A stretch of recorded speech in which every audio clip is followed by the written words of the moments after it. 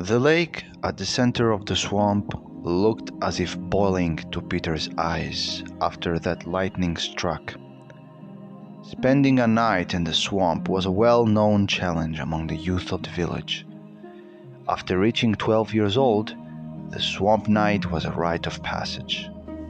Now it was Peter's turn. His friends wished him luck, while others wished him otherwise with a smirk on their face.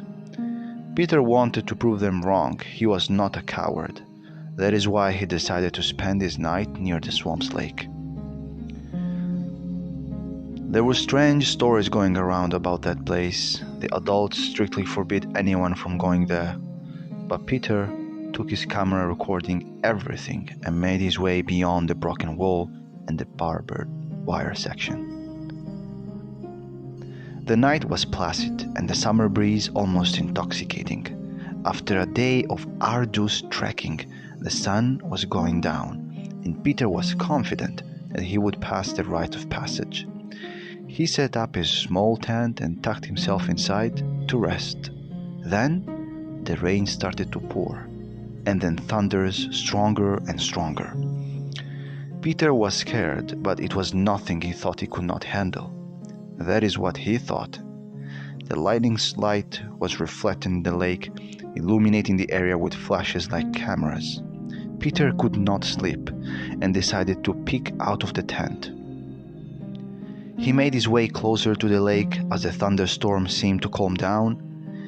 Now only the light from the lightning up above in the clouds remained, and the raging felt further, and Peter felt safer. He looked at his reflection appearing intermittently in the lake at the rhythm of the lightning. That is when it happened. A thunder hit the lake not far from Peter, who fell down unconscious for a few minutes. When he woke up, he saw the water close to where he was standing by the shore bubbling. The air distorted around the area, and electricity coursed by the shore. The thunder led to an event unlike any other in the universe. The quantum fluctuations that it led to moved the matter around, starting a chain effect that would change Peter's life forever. The bubbling increased suddenly, and it rose like a muddy pillar from 1.5 meters. Then it compressed itself and smoothed out, moving as something unnatural, as something from another world. Peter's eyes were bulging out, the beating of his heart guiding the rhythm of his breathing faster and faster.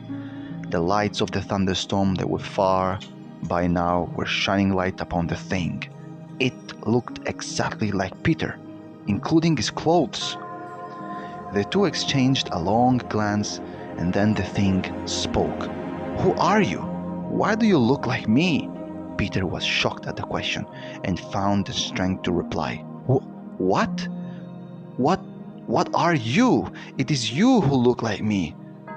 That is why the adults in the village did not want to come here, thought aloud the Peter thing. I have to tell them. The Peter thing then ran toward the village. That is when something clicked within Peter, who followed suit, shouting to the Peter thing to stop. It was dawn by now, and the adults were waiting for Peter to emerge from the swamp. When they heard the screaming, and they got alarmed and started to move toward the two Peters. When they reached the Peters, they were shocked at the sight, looking at the two youth struggling. Then they understood. They knew. The shock left place to absolute clarity and an eerie calm. They took the rifle and shot one of the Peters down. The remaining Peter nervously moved himself away from the body of the other one that was laying on him. He looked at the adults and asked, How did you know it was me, the real one?" Peter regretted asking the question even before the answer was given. "We did not," answered the elder. "It does not matter," he concluded.